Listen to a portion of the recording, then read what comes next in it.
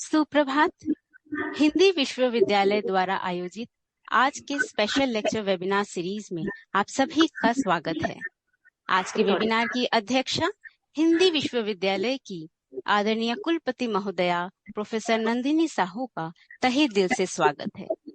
यहाँ उपस्थित आज के वेबिनार के विशिष्ट वक्ता एवं प्रसिद्ध साहित्यकार डॉक्टर अनिसुर रहमान सर का हार्दिक स्वागत है। इस वेबिनार का विषय है तुलनात्मक विश्व साहित्य, अंग्रेजी में कंपैरेटिव वर्ल्ड लिटरेचर्स। चूंकि यह एक अंतर्राष्ट्रीय स्तर का विषय है, इसीलिए भाषाओं के बंधनों को भूलकर आज के इस वेबिनार को द्विभाषी रखा जा रहा है। The webinar on comparative world literatures will explore the dynamic and interconnected nature of global literary traditions. The talk will focus on the ways literature transcends borders, offering insights into different cultures, historical contexts, and social realities. Before we move further, इस webinar से संबंधित कुछ ground rules पर ध्यान देने के लिए मैं अनुरोध करना चाहूंगी। पहला ये कि लेक्चर के दौरान वक्ता के अतिरिक्त कृपया आप सभी अपना माइक्रोफोन म्यूट रखें। दूसरा, वेबिनार की समय सीमा 10 बजे से 11:30 बजे तक की है, इसीलिए समय की पाबंदी के कारण लेक्चर के दौरान उससे संबंधित कोई सवाल अगर हो तो please save it for the end. Now it is my honor to introduce the Honorable Vice Chancellor of Hindi University, Professor Nandini Sahu, the former Director of School of Foreign Languages, IGNOU, New Delhi, India, who is an established Indian English poet, creative writer, and folklorist too. She is one of the Amazon's best-selling author. She is the author and editor of 21 books as well.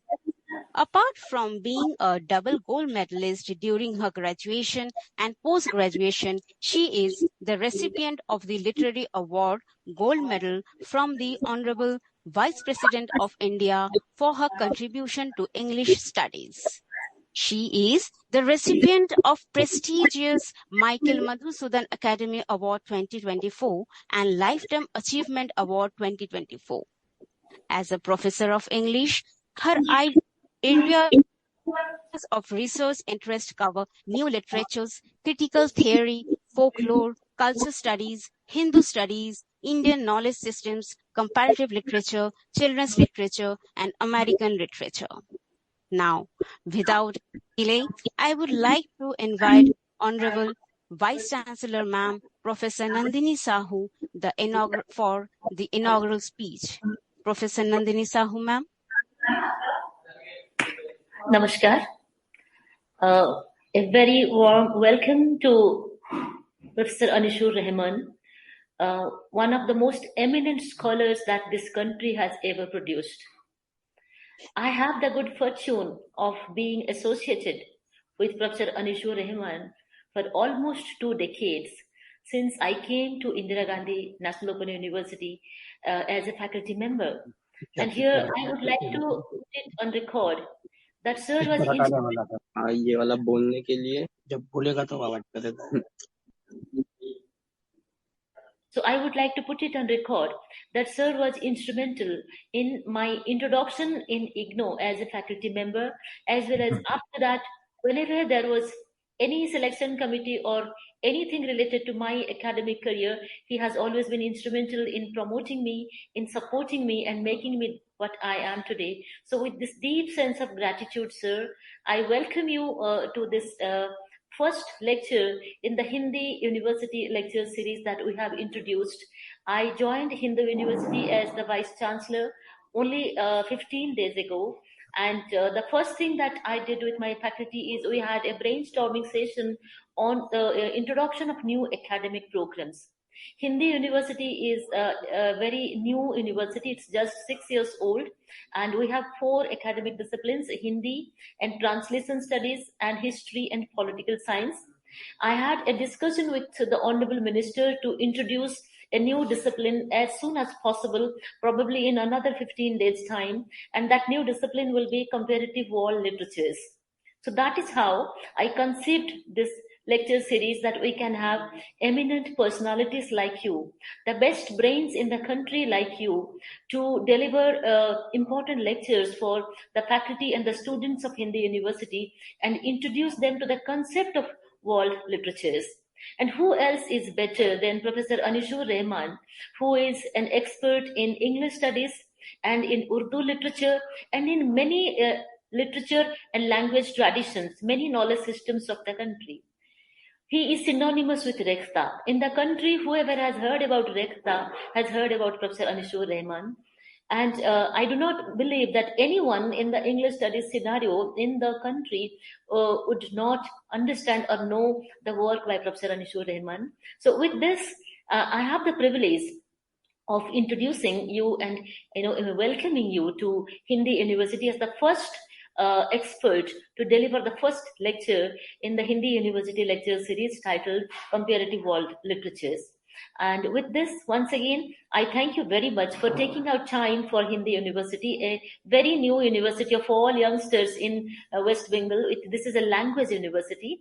Here, the motto, the objective of the university is to promote languages and to do some archiving and documentation to create some important and interesting engagement vis-a-vis language studies in the country. So we will be dealing with all the 25 languages approved by the Parliament of India. Apart from that, we would be also dealing with the foreign languages, many foreign languages that we are discussing already. And the medium of instruction in the university definitely will be Hindi and English and Bangla. These three languages will be majorly the medium of instruction for the students and the faculty. But at the same time, we are planning in a very big way to introduce many MA programs in many Indian languages and foreign languages, and we will be needing your support and help at every step. You would be one of the guiding principles for our university. That is why you are here with us as the first eminent speaker in the lecture series. And the faculty members of the university, they are doing very good work. My brief introduction with the faculty members like Paromita and all of them, they have been doing good work. They take care of their publications. They take care of their classes. Not a single class goes unengaged. The students are extremely polite and gentle. I had interaction with them a couple of times, and I'm very glad that the government of West Bengal, I'm grateful to the government of West Bengal for having selected me as the Vice Chancellor of this university to give it a shape. I will try to do that with all dedication and commitment. And the first step towards my commitment to this university is this introduction of this lecture series, and the first speaker being Professor Anishur Rahman. I welcome you once again, sir, and I welcome all the participants, the faculty, the registrar, Siddharth Chaudhary ji, and also the students, everyone sitting here. I welcome each one of you, and I hope that coming 1.5 hours are going to be a learning experience for all of us. With this, I leave it to you, Paromita. Please give a formal welcome and also introduce Professor Anishur Rahman to our participants. Thank you.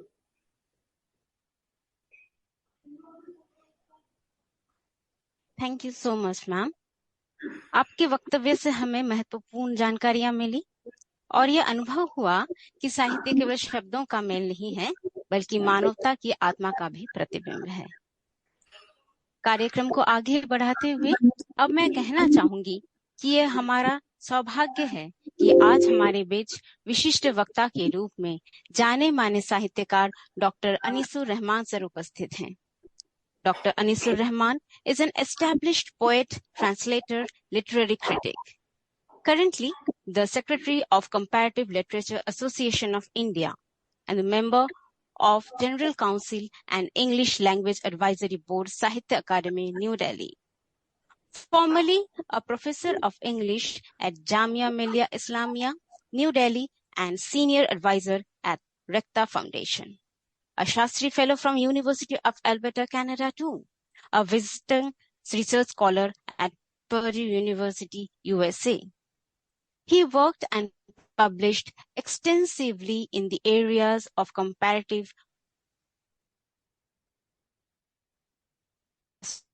published over a dozen self-authored and edited books. The latest book, The Essential Ghalib, released a fortnight ago, is already at Asian Literature, the bestseller.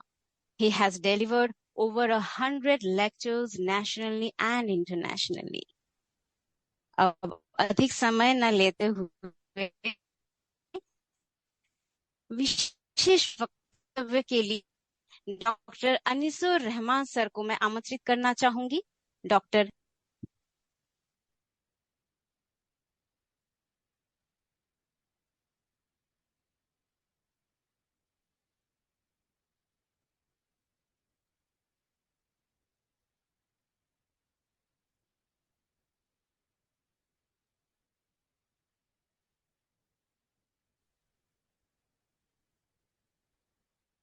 मैं समझता हूं कि हम लोग कार्यक्रम आगे बढ़ाएं। अगर कहीं आवाज आपकी कहीं रुक सी गई है परमिता, Right, sir, please. तो हम शुरू करते हैं। Sir, we welcome you to deliver your lecture. Thank you very much, बहुत बहुत धन्यवाद आपका। सबसे पहले तो आपका नमस्कार, आदाब। नई सुबह है, नई यूनिवर्सिटी में आपका आगमन हुआ है। दिल्ली में यहाँ बहुत धुंध है आज, और आप अलग अलग जगहों पे बैठे हुए हैं और अलग अलग मौसमों के साथ हम सब एक साथ जमा हुए हैं। नई यूनिवर्सिटी में ये जो नई सुबह है और ये जो पहला लेक्चर है जिसका सौभाग्य मुझे प्राप्त हुआ है, इसके लिए मैं आपका धन्यवाद करता हूँ। सबसे पहले मेरा ये फर्ज भाई है। आपने कहा कि जब आपने ज्वाइन किया तो उसके बाद आपने सोचा कि एक लेक्चर की सीरीज शुरू की जाए और कंपैरेटिव वर्ल्ड लिटरेचर पे मुझे बात करनी है। तो मैंने समझा कि ये मेरे लिए एक सौभाग्य की बात है कि इस पर हम लोगों ने बहुत दिनों से विचार किया है।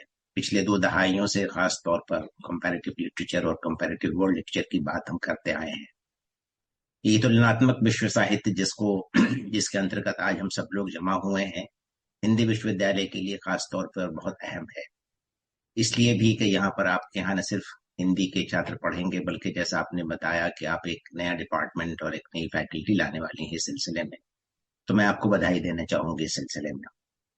और ये भी कि जो आपका कार्यकाल रहा है इग्नू में, पिछले 2 दहाइयों से हम लोगों ने एक दूसरे के साथ काम किया है एकेडमिक लेवल पे, तो उससे मुझे बहुत उम्मीदें हैं कि आप अपनी नई यूनिवर्सिटी में एक नया आकार, एक नया रूप, एक नई रूपरेखा और एक नए युग का आरंभ करने वाली हैं।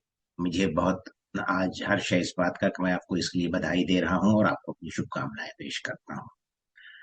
बधाई और शुभकामना के बाद इस आयोजन के लिए भी आपको धन्यवाद और मेरी ओर से आभार कि आज हम सब लोग जमा हुए हैं। यहाँ के टीचर्स भी हैं, आप भी हैं, हम भी हैं, सुनने वाले हैं, और शायद बाहर के लोग जो इससे जुड़े हैं वो सब के सब हम लोग एक प्लेटफॉर्म पर एकत्रित हुए हैं। एकत्र होना ही दरअसल विश्व साहित्य का मकसद है।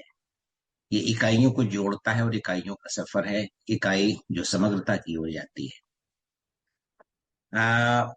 मुझे कहना चाहिए कि विश्व साहित्य का और खास तौर पर विश्व की तुलनात्मक साहित्य का जो अध्ययन होने लगा है, और भारत में हम लोग पिछले 2 दहाइयों से इसके बारे में ज्यादा बात करने लगे हैं, इसके पीछे कुछ वजह हैं, बहुत सारी वजह हैं इसके पीछे। पहले वक्तव्य का महत्व अपनी जगह पर इसीलिए भी है कि हम जिस सब्जेक्ट पर आज बात करने वाले हैं, ये एक तरह से एक बुनियाद है, एक ताकपेल है, एक बीज बोने जा रहे हैं। ये वो बीज है जो कल होकर शायद एक वृक्ष बनेगा आपके नेतृत्व में, और आप इसको जिस तरह आगे लेके चलना चाहेंगे। इसलिए ये एक बहुत अच्छा ब्लूप्रिंट तैयार करने का समय है।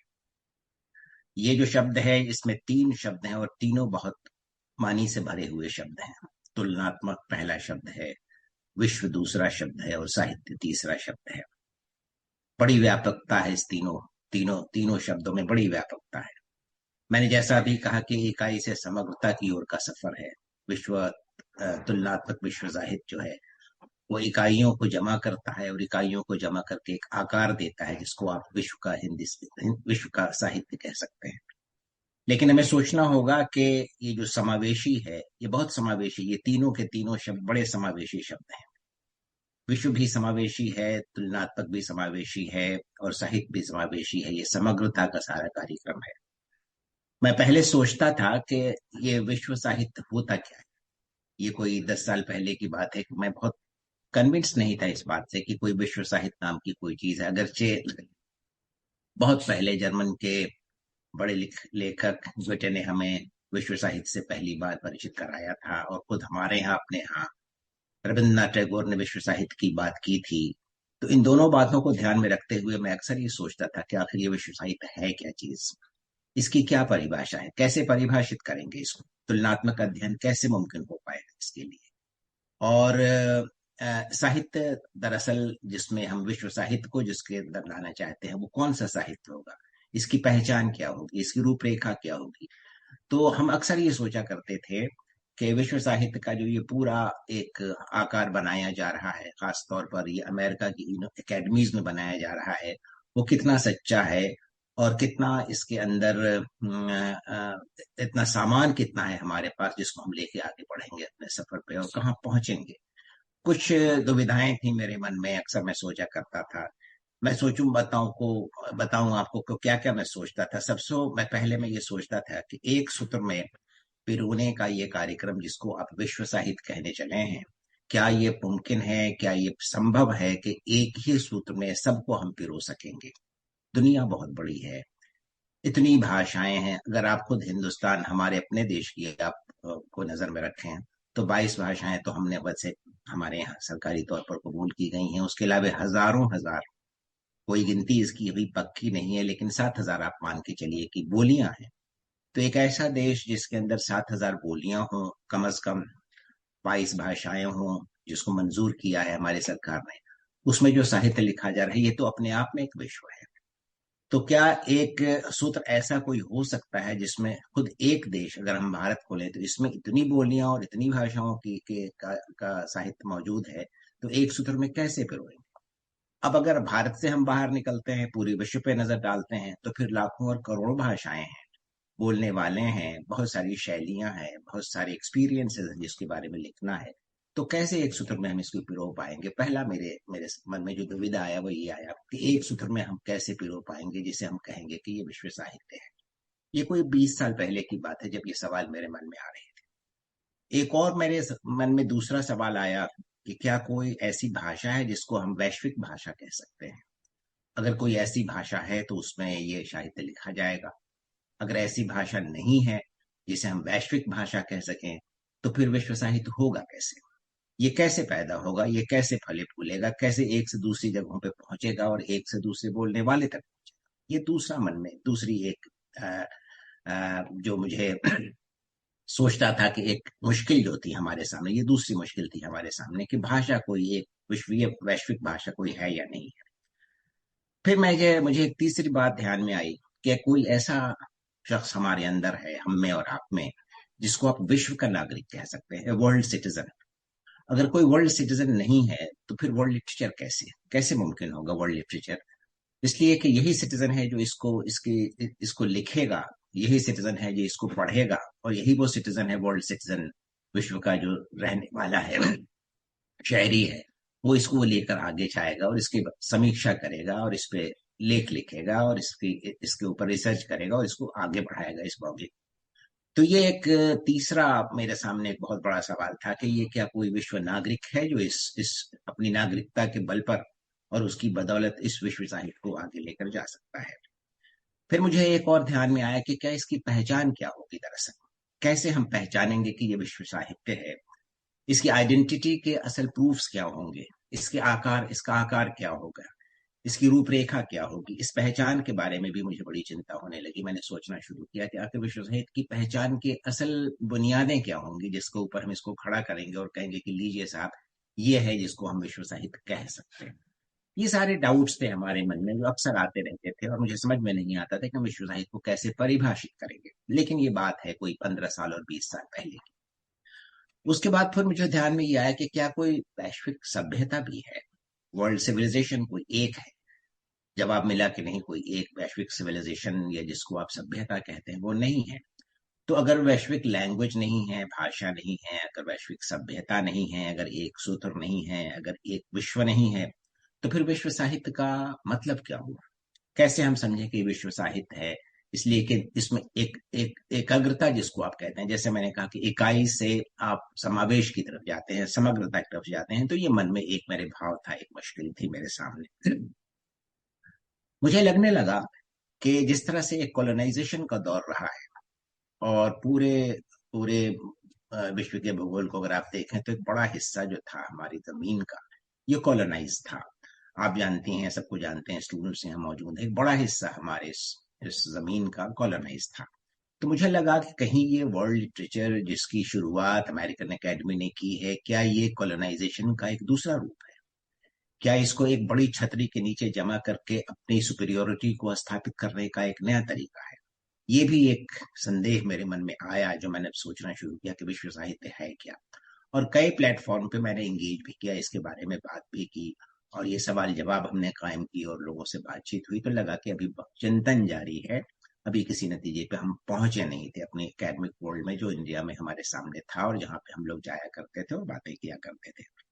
तो सारी भाषाओं को मिलाना, सारी कल्चर्स को मिलाना, एक सूत्र में बांधना, क्या ये कोई कॉलोनाइजेशन का प्रोग्राम तो नहीं है?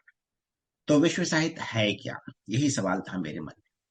लेकिन ये सवाल धीरे धीरे मैंने जब इस पे सोचना शुरू किया, कुछ थोड़ा बहुत शोध किया, लोगों से बातें की, तो मुझे ऐसा लगने लगा कि जिस तरह से हम पोस्ट कॉलोनियल वर्ल्ड में दाखिल हो गए हैं, पोस्ट कॉलोनियल स्टडीज का आकार हमारे सामने पैदा हो गया है, औपनिवेशिकता का जो साहित्य हमारे सामने आया है, पोस्ट कॉलोनियल लिटरेचर का जो आया है, उसमें जो अवसर हमें प्राप्त हुआ था उसको पढ़ने का और पढ़ाने का, उसमें हमने ये देखा था कि हम एक पर्टिकुलैरिटी की तरफ आ गए थे, अपनी बातें करने लगे थे, अपनी पहचान स्थापित करने लगे थे, अपनी भाषाओं की, अपनी साहित्य की, उसकी रूपरेखा की, उसकी जड़ों की, उसकी इमेजेस की, उसके सिंबल्स की, उसके प्रतीक क्या थे, इस पे हम बात करने लगे थे।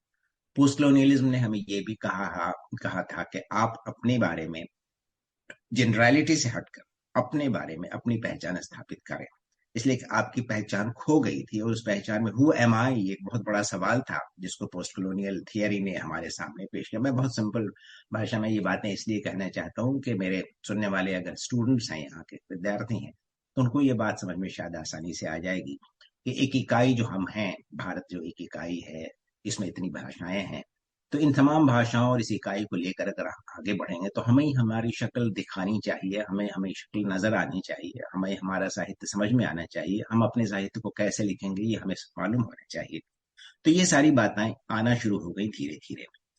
फिर मेरे विचारों में परिवर्तन आने लगा, धीरे धीरे परिवर्तन आने लगा, और मुझे ये लगा कि अब मुझे अपने पहचान की आवश्यकता है। लेकिन इस पहचान की आवश्यकता सिर्फ एक इकाई के तौर पे हम नहीं करा सकते थे। हम शामिल हो सकते थे एक बड़े प्लेटफॉर्म पे, जिसको वर्ल्ड लिटरेचर हम कहते हैं, और उसमें अपनी जगह की खोज कर सकते थे।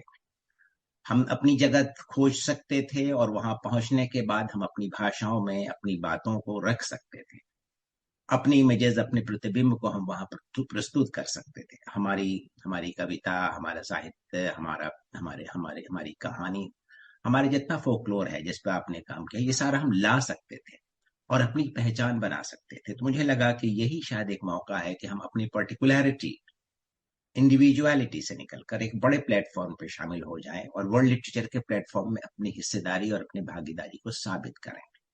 तो एक पर्टिकुलैरिटी से जनरलिटी की तरफ जाना कोई बुराई का सफर नहीं था, वापसी का सफर नहीं था, बल्कि आगे बढ़ने का सफर था। एक साहित्यिक पद्धति हमें निकालनी थी, एक प्रोसेस पैदा करना था, और इसके साथ हम आगे बढ़ सकते थे कि विश्व साहित्य की कोई परिकल्पना जो हमारे मन में है उसको और रिफाइन करें, उसको और बेहतर करें, और समझ सकें कि विश्व साहित्य हम किसको कहते हैं। इसी इसी इसी स्टेज पर आकर, इसी जगह पहुंचकर मुझे ये लगा कि तुलनात्मक साहित्य ही एक ऐसा विषय है, और अनुवाद एक ऐसा माध्यम है जिसके बदौलत हम विश्व साहित्य की परिकल्पना को पूरा कर सकेंगे। इसलिए कि अगर हम किसी भी लिटरेचर को पढ़ना चाहेंगे तो उसमें हमें यह देखना होगा कि ये लिटरेचर दूसरे लिटरेचर की तरफ कान कैसे धरता है, ये कविता दूसरी कविताओं की आवाज को कैसे पेश करती है, ये प्रतिबिंब या बिंब जो इस कविता में है ये कैसे दूसरे किसी और बिंब के साथ जाके जुड़ता है और उससे बातें करने लगता है। तो मुझे लगा कि ये सारी चीजें आपस में बहुत अच्छी तरह घुल मिल रही हैं और एक नया आकार पैदा हो रहा है। इसलिए कि अगर आप देखिए कि विश्व है क्या, तो फिर आपको देखना पड़ेगा कि विश्व है क्या। अगर इसको इसको हम परिभाषित करना चाहें तो आसानी से ये कह सकते हैं, कोई भी कह सकता है कि ये देशों का एक समूह है। नई भाषा में कहें तो आप कहेंगे कि राष्ट्रों का एक समूह, नेशन स्टेट हम आजकल इस्तेमाल करते हैं। उस एक नेशन स्टेट में बहुत सारे प्रांत हैं, उस प्रांत में बहुत सारे शहर हैं, उस शहर में बहुत सारे मोहल्ले हैं। उससे बाहर निकल जाइए तो गांव हैं, नदियां हैं, पेड़ हैं, पहाड़ हैं। ये सारी चीजें थी, एक बहुत बड़ा मंजरनामा जिसको आप कहते हैं, सिनेरियो जिसको कहते हैं, बैकग्राउंड और फोरग्राउंड जिसको आप कहते हैं, ये सारा कुछ था। तो विश्व तो बहुत बड़ा था अपने आप में। उसके बाद आप आइए कि तुलनात्मक तुलनात्मक किस चीज का किस चीज से। अगर आप देखिए तो साहित्य की उत्पत्ति ऐसे होती है, एक शब्द है, शब्द ही तो जड़ है, वहीं से तो चीजें शुरू होंगी। एक शब्द लिया आपने, वो शब्द एक इकाई है, उस शब्द का एक अर्थ है, लेकिन उस अर्थ के अंदर, जैसे हम कहें माइक्रोफोन जो हमारे सामने है, जिससे हमारी आवाज आप तक पहुंच रही है, या ये जो टीवी का स्क्रीन है, ये जो कंप्यूटर का हमारे स्क्रीन है जिस पर आपकी शक्ल मुझे नजर आ रही है और मेरी शक्ल आप देख रही हो, तो मुझे लगा कि ये शब्द है, टीवी एक शब्द है, स्क्रीन एक शब्द है, माइक्रोफोन एक शब्द है, लेकिन इन शब्दों के पीछे एक आकार भी है, इमेज भी है उसके पीछे। तो लिटरेचर ऐसे उत्पत्ति इसकी शुरू होती है कि इमेज को हमने बनाया शब्द के माध्यम से।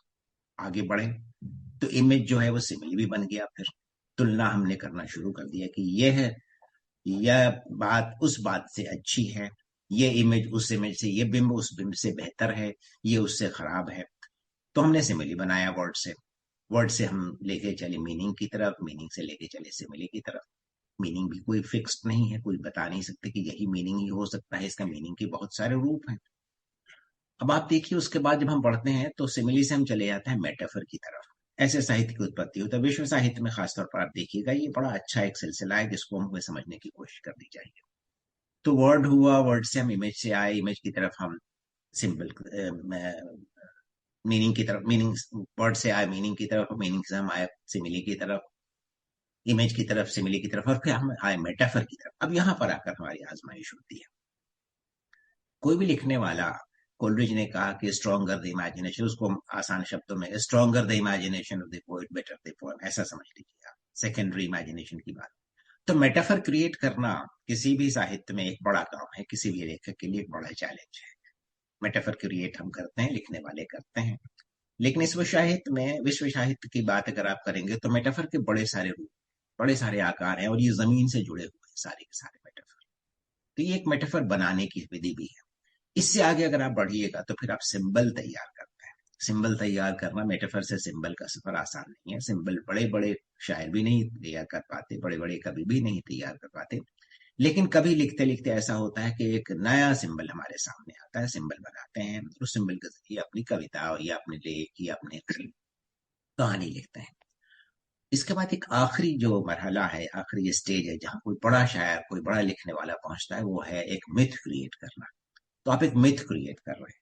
तो मुझे लगा शुरू शुरू में कि शायद वर्ल्ड लिटरेचर एक मिथ क्रिएट कर रहा है, लेकिन दरअसल जब मैंने सोचना शुरू किया तो मुझे लगा कि हाँ, मिथ तो क्रिएट कर रहा है, लेकिन एक बड़ा मिथ क्रिएट कर रहा है, एक मिथ्या बना रहा है, एक ऐसा मिथ्या बना रहा है जो पूरे संसार पर उसका आधार होगा, वहां संसार में उसका आधार होगा, वहीं पे वो आधारित होगा और वहीं से वो निकलेगा और वहीं से उसे समझा जाएगा।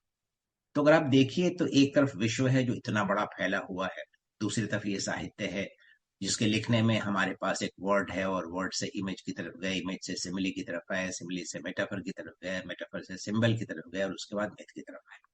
जब इतना बड़ा सिलसिला है और इतना बड़ा सफर है, तो हर देश में और हर प्रांत में और हर गांव में जो कहानियां कही जा रही हैं, सुनी जा रही हैं, लिखी जा रही हैं, जो कविताएं, इसको हम का समावेश कैसे करें और कैसे सोचें कि ये विश्व साहित्य हमारा बन गया। जबकि हर एक देश में, जहाँ कई कई भाषाएं मौजूद हैं, इस तरह की लाखों भाषाओं में इस तरह की लाखों कृतियां आ रही हैं हमारे सामने, तो इनको समेटना और इसको परिभाषित करना शायद विश्व साहित्य का एक बड़ा कारनामा था, जिसको करना शुरू कर दिया था अमेरिकन अकेडमी, और उसके बाद हर जगह और हमारे यहाँ भी इस पर अब काफी काम होने लगा है।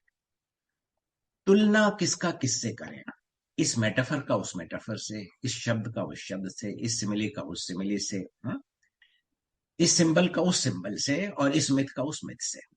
ये जो तुलनात्मक अध्ययन है, इसने हमें और भी गहराइयों तक पहुंचा दिया। हमें गहराइयों तक इस तरह पहुंचाया कि हम अपनी खोज करने लगे, ढूंढने लगे हम अपने आप को कि हमारा ये जो साहित्य है, हमारा ये जो कविता है, हमारी जो ये कहानी है, हमारा ये उपन्यास है, इसमें जो जो चीजें फैली हुई हैं, बिखरी हुई हैं, एक पेज से दूसरे, एक पृष्ठ से दूसरे पृष्ठ पर, इसमें हम खोजबीन का काम शुरू कर दिया। और फिर हमने एकत्र किया सबको, और सबको आगे बढ़े तो हमने एक पिक्चर, एक बड़ी सी तस्वीर बनाई, और उस तस्वीर का नाम हमने रखा कि ये हमारे कल्चर का, ये हमारे सिविलाइजेशन का, और ये हमारे समाज का, और ये हमारे जो कॉन्शियस और सबकॉन्शियस है, ये उसका प्रतीक है हमारा लिटरेचर। ये लिटरेचर शामिल हो गया उस बड़े लिटरेचर में जिसको आप विश्व साहित्य कहते थे। तो विश्व अपने आप में बड़ा समावेशी है, उसी तरह से तुलनात्मक अपने आप में बड़ा समावेशी है, उसी तरह से जिसको आप ट्रांसलेशन या अनुवाद कहते हैं वो अपने आप में बड़ा समावेशी है। और इस तरह से व्यापकता की पूरा सफर है, बहुत व्यापकता है। तो इकाई से समग्रता की ओर बढ़ने का ही काम था जो हमने शुरू किया। और हमने सबने, मैं समझता हूं और मैंने ये बात बहुत जगह कही है कि कॉम्पैरेटिव स्टडीज का, वर्ल्ड लिटरेचर का और ट्रांसलेशन स्टडीज, ये तीनों ध्यान में रखें। हमारे देश से बढ़कर दुनिया में कोई ऐसी जगह नहीं है जहां इसकी पढ़ाई हो सके और जहां इसको अच्छी तरह पढ़ा जा सके। कारण इसका सिर्फ ये है कि हमारे यहाँ बोलने वाले बहुत सारी भाषा होते हैं। हर भाषा अपने आप में बहुत बहुत समग्र है, बहुत रिच है। इसके साथ साथ हमारे यहाँ जो ट्रांसलेशन का काम हो रहा है, जो विश्व साहित्य में एक बहुत बड़ा रोल अदा कर रहा है, वो हमारे यहाँ से हो रहा है। और आज जो हमारे यहाँ जो ट्रांसलेशन का काम हो रहा है, कंपैरेटिव स्टडीज की जो बुनियाद दुनिया में हर जगह रखी गई है, लेकिन हिंदुस्तान में जो कंपैरेटिव स्टडीज का आगमन हुआ और उसके बाद जिस तरह ये फला फूला है, उससे आप खुद देखिए। सारे एकेडमिक्स यहाँ बैठे हुए हैं, स्टूडेंट्स हैं, उनको खासतौर पर ध्यान देना चाहिए इस बात पे कि ये तीनों बातें जो मैं कह रहा हूँ कि कंपैरेटिव स्टडीज का इंडिया से बड़ा कोई ग्राउंड दुनिया में नहीं, ट्रांसलेशन का इंडिया से बड़ा कोई ग्राउंड दुनिया में नहीं, वर्ल्ड लिटरेचर को परिभाषित करने का इंडिया से बड़ा कोई ग्राउंड दुनिया में नहीं। कि यहाँ हो सकता है और यहाँ होना शुरू हो सकता है। हमने इस सफर में देर से ज्वाइन किया हो, आखिरी बॉगी में, लेकिन हम फिर भी नहीं बैठे हुए हैं, हम आगे की बॉगियों में हैं। और ये काम जो शुरू हुआ है पिछले 10 सालों में, खास तौर पर शुरू तो तकरीबन 20 साल पहले हुआ था, लेकिन पिछले 10 सालों में जब इसमें जो तेजी आई है, जिसके बारे में जो काम करना शुरू किया है लोगों ने और सोचना शुरू किया और थियराइज करना शुरू किया, अभी पूरी तरह हमने थियराइज नहीं किया है। तो ये एक लंबा सफर है जहां हम निकल पड़े हैं अपने अर्थ की तलाश में। विश्व साहित्य दरअसल अर्थ को ढूंढने का बहाना है, अर्थ को ढूंढने की पूरा प्रोसेस है। साहित्य से हम क्या समझते हैं, उसको कैसे डिफाइन करेंगे, ये उसको डिफाइन करने का एक नया प्रोसेस है। टैगोर ने विश्व साहित्य की बात की थी, उसको परिभाषित करने की कोशिश की थी। उसके पहले 19वीं सदी के शुरू में कह लीजिए आप, और 18वीं सदी के बीच में 1749 मेरा ख्याल है कि गेटे पैदा हुए थे, और उसके बाद से 1832 में वो चले गए। तो इस बीच में उन्होंने भी इसको परिभाषित करने की कोशिश की। उन्होंने कहा कि ये आदान प्रदान का सिस्टम है। विश्व literature is a process of interchange and exchanges of ideas and methods and forms. उन्होंने कहा कि एक पहचान को स्थापित करने की विधि है, जिसमें विचारों को स्थापित करना है और शैलियों को स्थापित करना है। ये गेटे ने कही थी। स्टाइल कह लें आप, कहने का तरीका कह लें, जिसको W.H. गॉर्डन कहता है कि टंग, माउथ, यानी आप कौन सी भाषा, कौन सी जबान, कैसे उसके अंदर ट्विस्ट है, उसको स्थापित करने। मानव समाज की उन्नति का ये कारण बताया गेटे ने। कंपैरेटिव लिटरेचर जो है और विश्व लिटरेचर जो है, जिसको विश्व साहित्य कहते हैं, वो कह रहा है, गेटे हमसे बता रहा है कि ये विचारों की शैली है, विचारों को एक जगह से दूसरी जगह पहुंचाने की शैली है, ये समाज की उन्नति का कारण हो सकता है, और ये लेखकों की महत्व को स्थापित भी करता है। उनका कहना था कि वर्ल्ड लिटरेचर लेखकों की महत्ता को स्थापित करने का सबसे बड़ा कारण है। अगली बात उन्होंने कही कि इसी में अनुवाद करने वालों का भी महत्व है। तो जितना बड़ा लेखक है, उतनी ही बड़ी पोजीशन, उतना ही बड़ा काम उसके भी हवाले है जो अनुवाद करता है। और इन्हीं लोगों की वजह से फिर कंपैरेटिव का रास्ता बनता है, उसकी ग्राउंड बनती है, और उसके बाद वो काम आगे बढ़ता है। उसने कहा, गेटे ने ये भी कहा कि एजुकेटेड क्लास को पैदा करता है, एक ऐसा क्लास जिसने पढ़ा है, लिखा है, सोच और चिंतन से आगे बढ़ा है, और उसने अपनी कृतियां हमारे सामने पेश की। उसने विवाद का महत्व भी उसने बताया कि विवाद एक महत्वपूर्ण चीज है, विवाद होना चाहिए। जब तक विवाद नहीं होगा हमारे अंदर, हम किसी भी आगे की कदम को नहीं उठा पाएंगे। और विवाद से ही हमारी सारी जटिलताएं जो हैं उसका समाधान भी होगा। तो ये एक कॉन्सेप्ट था जो गेटे ने हमें दिया, 4-5 बातें जो मैं आपसे भी कह रहा हूँ। आदान प्रदान की पहचान, विचारों और शैलियों को एक दूसरे तक पहुंचाने और उसकी पहचान को स्थापित करना, लेखकों के महत्व पे जोर देना, तुलनात्मक अध्ययन पे जोर देना, और ट्रांसलेट करना, यानी एक दूसरे से, एक जबान से दूसरी जबान तक पहुंचाना, ये काम था जिसको गेटो ने हमारे साथ। जब टैगोर इसको लेके आगे बढ़ते हैं तो टैगोर कहते हैं कि विश्व साहित्य को परिभाषित हम कैसे करें। उनका कहना था कि ये मानव अनुभव का साहित्य है। जो बुनियादी बात टैगोर ने कही थी वो ये कही थी कि विश्व साहित्य मानव अनुभव का, ह्यूमन एक्सपीरियंस है। ये जन्म लेती है ह्यूमन एक्सपीरियंस से और खत्म होती है ह्यूमन एक्सपीरियंस में। जो हम एज एज ह्यूमन बीइंग, एक मनुष्य की तरह मानवता के लिए जो हमारा दान है, उसके बारे में वो कहते हैं कि ये एक अनुभव है, मानव अनुभव का साहित्य है, जिसको आप विश्व साहित्य कह सकते हैं। अब मानव अनुभव का साहित्य क्या होता है? ये तो पूरी दुनिया में जहां कहीं भी आप जाए, मानवता की जो कुछ समस्याएं हैं या जो बेसिक फीलिंग्स हैं, वो सब जगह समानता है उसके अंदर, सब जगह एक तरह जैसे पिटी है, फियर है, जो एरिस्टोटल ने जिसकी बात की थी, हैप्पीनेस है, सैडनेस है, ये सारी बुनियादी बातें हैं जिस पर इन चीजों का दारोमदार है, जिसपे ये चीजें निकलती हैं। फिर टैगोर ने दूसरी बात कही कि अनुभव का चक्र है। विश्व साहित्य जो है कि अनुभव की बातें करता है, अनुभव का चक्र एक तरह से पैदा करता है और उसमें सदैव ये चक्र चलता रहता है। तो विश्व साहित्य का आधार जो है वो अनुभव है। तो पहली बात उन्होंने कही कि ये परिभाषित हम कैसे करेंगे कि ये अनुभव से जन्म लेती है, ये अनुभव से जन्म लेती है और अनुभव को आगे बढ़ाती है। उस पूरे सफर को हम कैसे आगे लेके चलते हैं, और ये एक से दूसरे तक पहुंचने का सफर है। अपने आप में कह के और अपने आप में लिख के रह जाने का सफर नहीं है, बल्कि अपनी बात को दूसरे तक पहुंचाने का सफर है। कहना ये चाहते थे वो कि एक्सचेंज का माध्यम है, विश्व साहित्य एक्सचेंज का माध्यम है, आदान प्रदान का माध्यम है। और कैसे हम एक दूसरे तक पहुंच सकते हैं, न सिर्फ अपनी भाषाओं के जरिए बल्कि अपनी शैलियों के जरिए। जो हमारी शैली है लिखने की, हम कैसे किसी शब्द में जान डाल सकते हैं, कैसे अपने मेटाफर क्रिएट करेंगे, कैसे अपने सिंबल्स क्रिएट करेंगे, कैसे अपने बिंब और प्रतिबिंब बनाएंगे, और किस भाषा में बोलेंगे और कहाँ तक पहुंचाएंगे अपनी बात। ये बुनियादी बातें थी जिसको गेटे ने भी कही, उसके बाद टैगोर भी इसको लेके आगे बढ़े। ये पुरानी बातें हो गई। लेकिन जब 20 साल पहले इन चीजों पर चिंतन शुरू हुआ तो ये कहानी और आगे चली गई। और खास तौर पर हम पोस्ट कॉलोनियल वर्ल्ड जिसमें हम जिंदा हैं आज और रह रहे हैं, और एक बहुत कंपटीशन का जमाना है ये।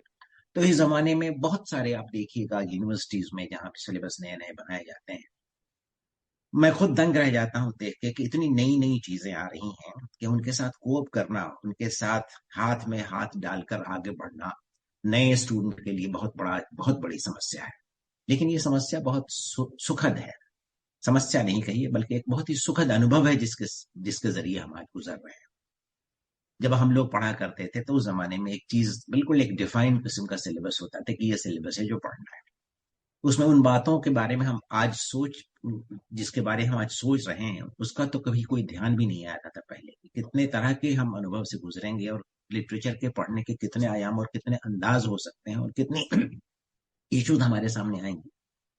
तो जो चीज हम आज देख रहे हैं, जो हमारा सिलेबस जिस तरह आज बन रहा है, जिसमें नई नई चीजें जो आ रही हैं, रिसर्च के नए मॉडल से स्थापित हो रहे हैं, उसमें विश्व साहित्य का एक बहुत बड़ा योगदान है और बड़ी आगे के सफर को डिफाइन करने का एक सिस्टम है।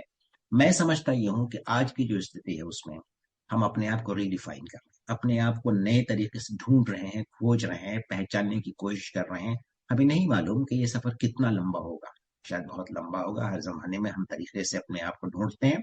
हमारा लिटरेचर क्या है? एक खोज है, और हर लिटरेचर एक खोज है। वो अपने आप की खोज है, अपनी तलाश है, अपने शक्ल, अपने चेहरे, अपने जिस्म को पहचानने की, अपनी भाषा को, अपनी शैलियों को पहचानने का सफर है। विश्व साहित्य अनुवाद को ढूंढ रही है, इसको अनुवाद की जरूरत है। विश्व साहित्य चाहती है कि तुलनात्मक अध्ययन हो और तभी ये पनपेगी। विश्व साहित्य चाहती है कि अपनी कृतियों को दूसरों तक पहुंचाएं, यही इसका ध्येय है, यही इसका मकसद है। विश्व साहित्य अपने आप को स्थापित करना चाहती है। ये चाहती है कि हम आप तक पहुंचे और आप मुझ तक आए और हम दोनों में एक तरह का डायलॉग एस्टैब्लिश हो सके। भारतीय साहित्य का उदाहरण इसके लिए सबसे कारगर उदाहरण। आप देखिए, मैंने अभी थोड़ी देर पहले ये बात कही थी कि इतनी भाषाएं हम लोग बोलते हैं, इतनी शैलियों में बोलते हैं, और क्लस्टर्स में अगर आप बांटते हैं तो आप देखिए उर्दू, हिंदी, पंजाबी एक क्लस्टर बन गया, उड़िया बांग्ला एक क्लस्टर बन गया, साउथ इंडिया के 4 लैंग्वेजेस एक क्लस्टर बन गए। तो पहले तो ये क्लस्टर की लैंग्वेजेस जो है अपने आप में बात करती है। उस क्लस्टर से जब हम निकलते हैं तब हमें पता चलता है कि वैको मोहम्मद बशीर जो मलयालम में लिखते थे, वो ऐसी बातें कर रहे थे जो हमारे यहाँ जब पहुंचती हैं तो हमें उसमें एक नया चेहरा नजर आने लगता है। तो इस तरह से एक बहुत बड़ा ग्राउंड खुद हमारे यहाँ मौजूद है, जहाँ पे एक इंडिया को आप विश्व लेके समझ लीजिए। अपने आप में एक बहुत बड़ा विश्व है। इतनी भाषाएं, इतने तजुर्बे, कहने की इतनी शैलियां, अल्फाज को बरतने के इतने तरीके, ये सारा कुछ ही दुनिया जो है अपने आप में सिमटी हुई है और अपने आप में खुली भी हुई है, जो इंडिया का केस है। तो भारतीय भाषाओं का और भारतीय साहित्य का जो उदाहरण है, एक बहुत बड़ा उदाहरण मैं समझता हूँ कि ये अपने आप में एक विश्व लिटरेचर है जो इंडिया में हम पैदा कर रहे हैं। आप कुछ एग्जाम्पल दो चार आपको दे दूं जहां पे बात खत्म करूंगा कि विश्व साहित्य किसको कहेंगे। फॉर एग्जाम्पल, आप देखिए कि ये जो हमारे जो धार्मिक ग्रंथ है ना, वो सिर्फ धार्मिक ग्रंथ नहीं है, वो लिटरेचर के बहुत बड़े कारनामे। उसको एज ए लिटरेरी टेक्स्ट भी हम पढ़ सकते हैं और हमें पढ़ना चाहिए। फॉर एग्जाम्पल, व्यास की महाभारत एक कलाकृति है। अलावा इसके एक धार्मिक टेक्स्ट हम समझते आए हैं उसको। वाल्मीकि की रामायण एक कलाकृति है, एक लिटरेरी टेक्स्ट है। ये केवल एक धार्मिक ग्रंथ नहीं है। कबीर हमारे बहुत बड़े ग्रंथ लिखने वाले हैं, जिसको आप कह सकते हैं ग्रंथ, मैं कह रहा हूं जानबूझकर, ग्रंथ का मतलब यहाँ पर वो ग्रंथ नहीं है जो धार्मिक हो, बल्कि वो एक सेकुलर ग्रंथ क्रिएट कर रहे थे। एक नया लिटरेरी एक्सप्रेशन लेके कबीर हमारे सामने। गालिब की गजलों को ले लीजिए, मीर की गजलों को ले लीजिए, जिसको भी आप उठा लीजिए, तुलसी को ले लीजिए, अमीर खुसरो को ले लीजिए, इतना बड़ा मैदान हमारे सामने। ये सब विश्व साहित्य के नमूने हैं। मैं समझता हूँ कि खुसरो ने जो बात कही वो नमूने के, उनकी पहेलियां, उनकी मकनियां आप देख लीजिए, उनकी शायरी जो फारसी में, वो देख लीजिए। और एक गजल जो अकेली है जिसको हम अक्सर कोट करते हैं, जेहाल मिस्कीन बत्तियां, आप इस तरह से, खुसरो अपने आप में कंप्लीट यूनिवर्स है, तुलसी कंप्लीट यूनिवर्स है, कबीर कंप्लीट यूनिवर्स है। ये सब विश्व साहित्य के बड़े नमूने हैं के तौर पर मैं समझता हूँ। टैगोर की जो रचनाएं हैं वो अपने आप में बड़े, इसको आप कह सकते हैं कि विश्व साहित्य के एग्जाम्पल्स हैं, उसके नमूने हैं। व्यास की महाभारत एक नमूना है, महाभारत एक नमूना है, रामायण एक नमूना है। गांधी की the story of my experiment truth एक बहुत बड़ा नमूना है। मैं स्टूडेंट्स को कहता हूँ कि पहला भाग जरूर पढ़ना, पहला भाग जरूर पढ़ना है माई एक्सपेरिमेंट्स विद ट्रूथ का। द स्टोरी ऑफ माई, खोज है सत्य की खोज, कैसे की एक आदमी ने जो सूट पहनता था और बाद में उसको उसने त्याग दिया और एक चादर लपेट के, एक धोती लपेट के पूरे देश का भ्रमण कर रहा है सच की खोज में। ये अपने आप में एक्सपेरिमेंट्स विद ट्रूथ मैं समझता हूँ कि विश्व लिटरेचर का एक बड़ा अच्छा एग्जाम्पल है। ये घोड़े बाहर एक बहुत अच्छा एग्जाम्पल है। होम एंड द वर्ल्ड एक बड़ा अच्छा एग्जाम्पल है। खुरतुलैन हैदर का आग का दरिया एक बड़ा अच्छा एग्जाम्पल है। मैं समझता हूँ कि ये सब भी एक बड़े अच्छे एग्जाम्पल्स के तौर पर हम कोट कर सकते हैं और देख सकते हैं। इस तरह से अगर आप देखने चले तो हमारे सामने तो बहुत से, अब जैसे गालिब का शेर आपको, बाजी चाहे फाल है दुनिया मेरे यहाँ, होता है शबो रोज तमाशा मेरे यहाँ। ये जो दुनिया है ना, बच्चों का एक प्ले ग्राउंड है, खेल का मैदान है, बच्चे खेल रहे हैं, हम और आप बच्चे हैं इसके। और धरती ने हमें कहा है कि आओ हम पर खेलो। शाम होगी तो बच्चों को माँ बाप बुला लेंगे, घर वापस चले जाएंगे। जब तक नहीं बुलाते आओ हमारे ऊपर खेलो, होता है शबो रोज तमाशा। मैं धरती कहती है कि मेरे ऊपर मैं देखता हूँ कि बच्चे जो खेलते हैं तो सुबह और शाम एक तमाशा करते हैं। पूरी दुनिया को देखिए, विश्व का ये क्या कॉन्सेप्ट लेकर गालिब आते हैं कि बाजी चाहे फाल है दुनिया मेरे, दुनिया मेरे सामने बच्चों का एक प्ले ग्राउंड है, खेल का मैदान है, जहां सुबह और शाम तमाशे होते हैं। ये तमाशा कौन दिखा रहा है? धरती हमें दिखा रही है। इस पे खेलने वाले बच्चे कौन है? हम और हम हैं। उसी तरह से यूनिवर्सिटीज में हम ये सिलेबस जो लेके आते हैं, उसमें जो नया सिलेबस जो आप इंट्रोड्यूस करना चाहते हैं वर्ल्ड लिटरेचर का, स्पेशली कंपैरेटिव वर्ल्ड लिटरेचर का, ये खेल तमाशे हैं, जिसको हम इतना बड़ा खेल तमाशा ये हो जाएगा, खेल तमाशा नहीं रहेगा बल्कि ये कलाकृति हो जाएगी कलों पे, एक मैजिक हो जाएगा। और आप जब इसको थियराइज करेंगे तो हो सकता है कि इंडिया लीडर्स में होगा जो वर्ल्ड लिटरेचर के जो बेसिक पैरामीटर्स हैं उसको डिफाइन करने की। देखिए, दुनिया को किस किस तरह से किसने डिफाइन किया, मैं बताऊं आपको। कबीर कहते हैं कि कबीर ऐसा यहू संसार है। ये संसार कैसा है? कबीर ऐसा यहू संसार है जैसा सेम्बल फूल। सेम्बल के पेड़ आपने देखे होंगे, उसमें से जो रुई के गाले निकलते हैं, चारों तरफ फैल जाता है, बड़ा खूबसूरत मंजर होता है।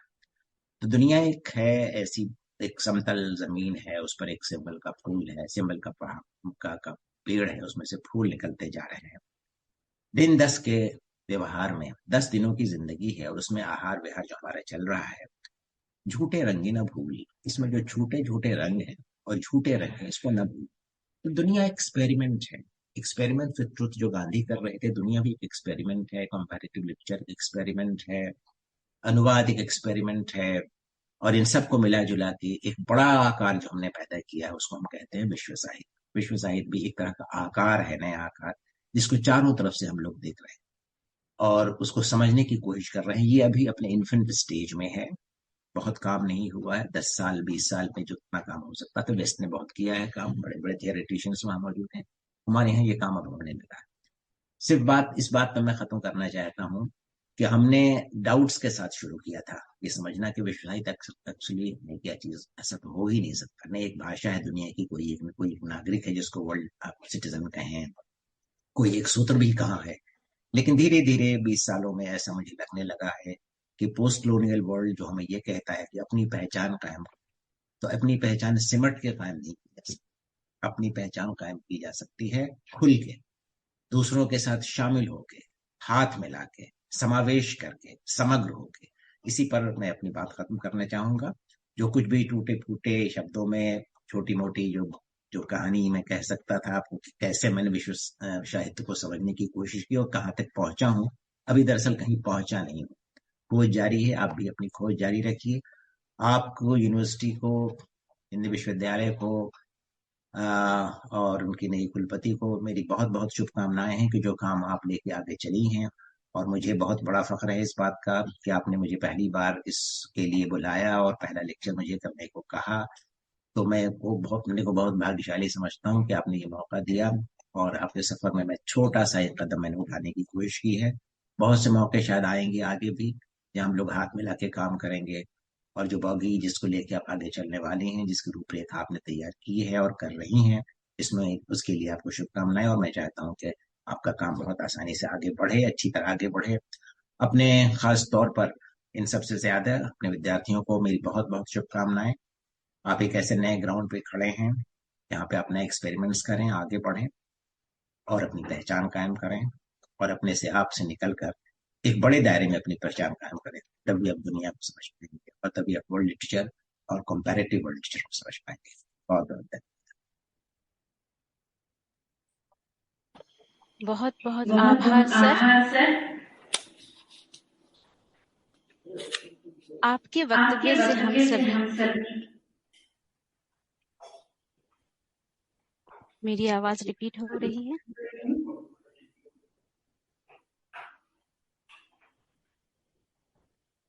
सर, आपके वक्तव्य से हम सभी तुलनात्मक साहित्य की बारीकियों और प्रासंगिकता को बेहतर तरीके से समझ पाए हैं। हमको ये समझ में आया कि कंपैरेटिव वर्ल्ड लिटरेचर जो है ये एकाग्रता से समग्रता की एक यात्रा है। ये अपने अर्थ की तलाश है, साथ ही साथ आदान प्रदान का भी विषय है। आपने रविंद्रनाथ ठाकुर और गेटो की भूमिका पर भी बल दिया है और साथ ही साथ विद्यार्थियों के लिए अनुवाद के महत्व पर को, जो उनके अवसरों की जो समझ है, उसका जो महत्व है, इसके बारे में आपने परिचय कराया है। मैं पुनः अपना धन्यवाद ज्ञापन करना चाहती हूँ और इसके लिए मैं यही कहना चाहूंगी कि वक्त बीत जाती है पर मन नहीं भरता। अब धन्यवाद ज्ञापन के लिए हिंदी विश्वविद्यालय की शिक्षिका डॉक्टर गुड्डी कुमारी को मैं आमंत्रित करना चाहूंगी। डॉक्टर गुड्डी कुमारी। हाँ, एक second Paromita, we have to comment on, we have to have some discussion on what sir spoke just now. So if anyone has any comments or anything, they can start, or please allow me to give a couple of comments and maybe yes, a couple of questions to what he has spoken.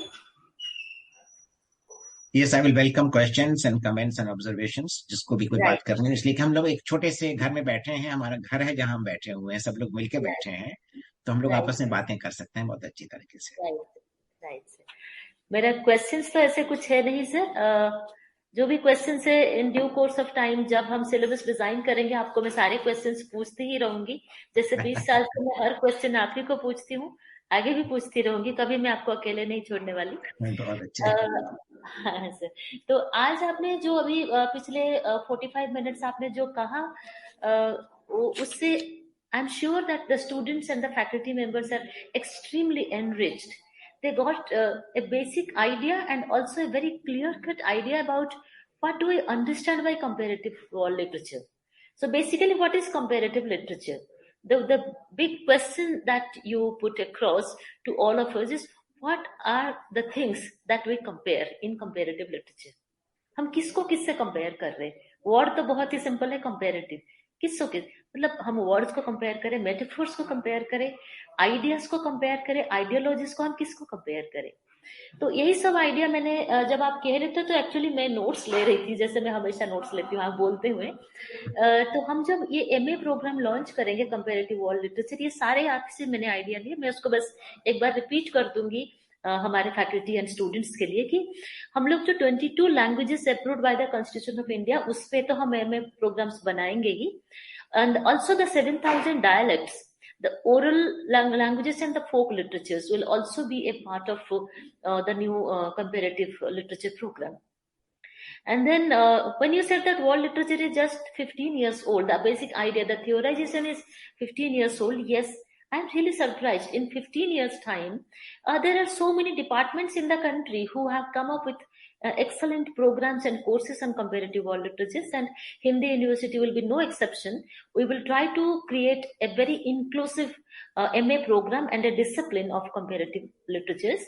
And also when you said that the idea of the nation states and the democratic worldview of comparative literature, which is so very important as the spirit of comparative literature, when we design the syllabus, we will keep the spirit intact. That's what I understand now. And then you also talked about the background and the foreground of comparative literature and the idea. And then also you talked about Coleridge's ideas of the creation of metaphors, symbols, and the secondary imaginations. So maybe one of the blogs can also talk about it, where we discuss European poetry. Maybe we can talk about that. And then the creation of myths, which are larger pictures of humanity in comparative literature. I was quite impressed with what you said about the creation of myths in as a larger picture of humanity, and the plurality of Indian languages and translation studies, something very, very important. Probably one blog will cater to that. Translation studies and plurality of Indian languages. We already have a translation studies department. The teachers are sitting here listening to you very carefully. I'm sure that they have taken ideas from you. And when you said that the importance of dialogue, debates, and brainstorming should be given, you know, in any kind of literary discourses, there should be dialogues, there should be debates, there should be brainstorming. Without questioning, we can never go to any kind of answer. And then you also talked about Tagore literature, which is a literature of human experience. And then I was very happy when you reiterated to my ideas when I write Hindu studies books. You only talked about what all I have already written, that religious texts are great literary texts. They are not just religious scriptures. So in the two books on Hindu studies that I have written recently, one is published, one is going to be published now. Hindu studies texts and contexts is under publication, and Hindu studies, the theorization, foundations and frameworks, that is already already published. And the text I have already talked about, religious texts as great literary texts. And then you said theorization is important. In my first meeting with the faculty members, I told them that you should learn to theorize and you should teach theorization to your students. Otherwise, they will be only storytellers. Many people think literature is storytelling. It's not so. So theorization is so important. And finally, when you said that you will always support and collaborate with me, with Hindi University, with us, it was such a relieving thing for me. And I'm so happy that I can always get back to you, go to you, run to you when I have any idea, when I have any doubt, anything to discuss. And your humbleness makes you say that your work is always work in progress. You never say that I am the expert. You say I am a researcher. And this is what is something that all of us must learn. And the critical part, so all this I told is what I learned from you, and the critical part that I am going to put across in the experts committee meeting is the general questions like what is comparative literature. We will have chapters on that. Then next question will be, what is the importance of study of literature across cultures and languages, Indian languages and world languages, and oral and folk languages? The theoretical questions will be, what theoretical frameworks guide comparative world literature? And then the next part will be, what role does translation play in comparative literature? One of the blocks will be about that. And then, how do different literary traditions address universal themes of comparative literature? And the historical questions like, how has comparative literature evolved over time? Like colonialism and post-colonialism, all those periods that you already talked. And the next question would be, what role did colonialism and globalization play in shaping world literature? And then under the cultural and interdisciplinary questions, which will be again one block, how do different literary traditions define the concept of literature? What is the relationship between literature and other art forms like film, music, painting across the cultures? We can also teach those things. And then how do contemporary issues like migration and climate change, human trafficking, these things manifest in world literature?